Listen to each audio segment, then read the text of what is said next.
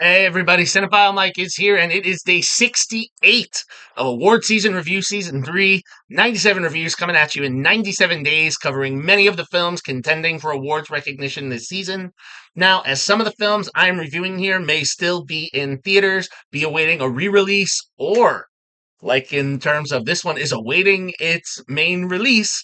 All of the statistical information I am providing to you is current within 7 days of my recording and posting. This includes critical response, box office information, predictions, nominations, wins, and the most important thing, these reviews are spoiler free.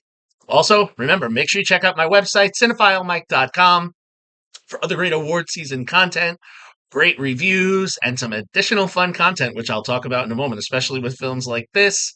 And also the Where Can I Watch It spreadsheet 2024 edition, which allows you to track the nominations, wins for all the major awards and find out how to watch all of these and every other film nominated this season. All right. So we're almost through our 10th theme week, and it is International Week. All of the films I am talking about this week are non-English language films that are nominated somewhere this season. Oscars? BAFTAs? Elsewhere? Well, they're somewhere, and we're here to talk about them. So today, we are traveling to Norway.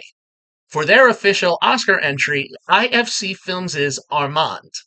Written and directed by Halfdan Ullmann Tøndel, the film was released in its native home country and other international markets, and its domestic release is coming soon.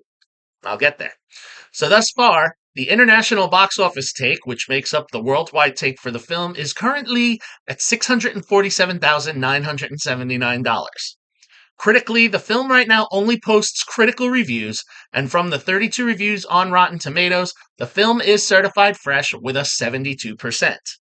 Now, I was fortunate enough to see this film when I was covering the Edinburgh International Film Festival in August, and I have to say, it was the first film I saw. I had literally been in the country for less than 12 hours. I had unpacked, slept a few hours, went to the theater the next morning, and this was the first film I watched. And wow, 5 months later, this film is still sticking with me, and I was hoping that I would get to discuss it this award season. And while it did not receive a nomination, I remember saying this would be an interesting one for that Best International Feature. And it was shortlisted for the Oscars, but it did not receive it. So this is not an Oscar contention this season.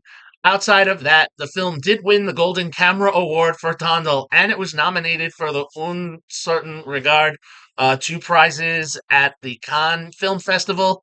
In addition to other nods and wins at various film festivals and critic circles, Tondel is also nominated currently for Outstanding Directorial Achievement in a first-time feature film by the Directors Guild of America. So there's still a little hope for this film.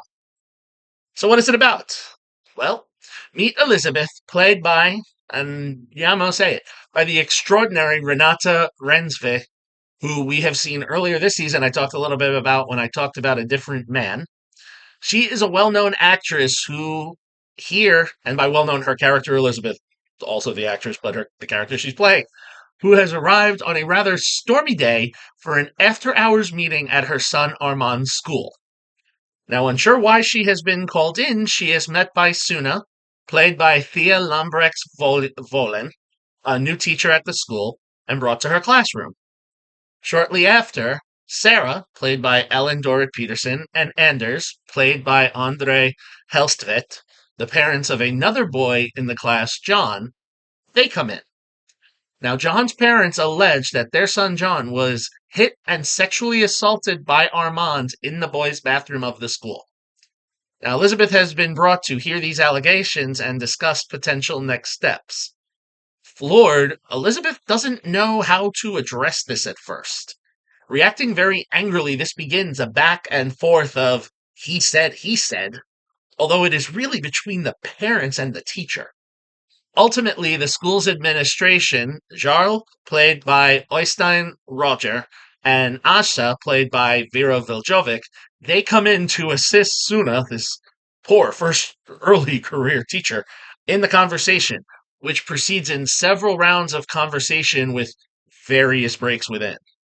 And now, as we engage with this trio of parents, we see that this allegation is not as simple as it's made out to be.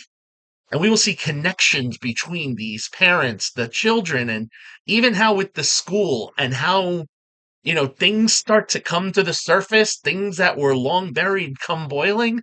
And we go on a journey from a parent teacher conference to a full psychological deep dive into the psyches of many of the people here in the room. Like many of the films I have spoken about this season, oftentimes, remember, the past is never usually at rest. And when it comes back, you need to be ready.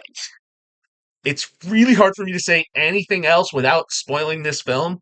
But Tøndel, in his feature film debut, has really woven a tight, intricate web that you think might be too much, but he actually threads those needles very well and cashes the checks that he writes. And while the film, some may be a little bit not in love with the ending, it's satisfying. Now, choosing to shoot the majority of the film in a very confined classroom in an empty school on a stormy day adds this wonderfully uncomfortable level of claustrophobia, and it's an excellent choice. And Paul Ulvik Roxeth's cinematography only adds to this claustrophobic setting because we really get a series of close-ups on these characters as opposed to, like mid or wide shots capturing the majority. We often, and also too, we often have the camera on characters listening to what others are saying, as opposed to always seeing the speaker.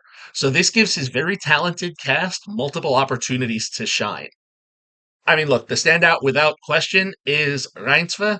Her Elizabeth has to go through so much that when she ultimately, kind of reaches a certain point, it all feels natural and earned, especially for the circumstances she's put in. As she did in 2021's The Worst Person in the World, she commands the screen and demands that you listen to what she has to say. I would be remiss if I didn't say that some of the content of Tøndel's script is a little hard to hear, especially given that, and I haven't mentioned this yet, and, not a spoiler, but just the fact. You heard what I said these allegations are, and the two boys in question are only 8 years old. So when you hear some of the language that's being used, allegedly being used by the children, you can't help but wonder what's at play here, and are the adults so interconnected?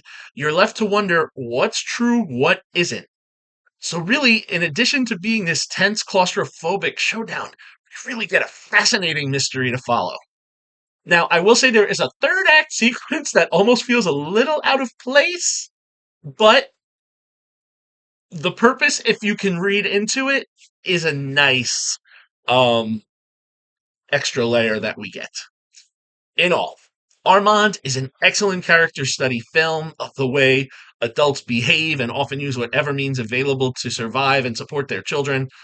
Tøndel presents a unique voice that will excite for what comes next for him, with his feature film debut. And as a result of all of this, for me, Armand is an excellent 5-star film. Now, for those of you that want to see this one now after I've talked about, get ready. This film is being theatrically released domestically on Friday, February 7th. Showtimes are already being announced at some local and major chain theaters. So if you want to see Armand, check out the local listings for this one. Also, I will say, while I do like this film, I wasn't in love with the trailer that they did. So the trailer for this film can be a little misleading. So if you see this trailer and think that this is a crazy thriller, please know there's a little bit of a psychological drama and a good one, but it's not as intense as some of the background music in the trailer makes it out to be. All right, I said my piece. So that's where I'm going to leave it today. 68 films down, 29 to go. As always, if you like what you heard here, please subscribe to the channel, like the video, share the video, spread the word, drop me comments. You can follow me, Cinephile Mike, on all social media platforms and on Letterboxd. And again, find lots of great information on my website, cinephilemike.com. Also, on my website, you can find an exclusive interview with the writer and director of Armand, Halfdan Ullmann that I did with him back in August when this film was making the festival rounds. So you definitely want to check that out as well. All right. See everyone next time, and until then, I am Cinephile Mike telling you to take a break and watch something new.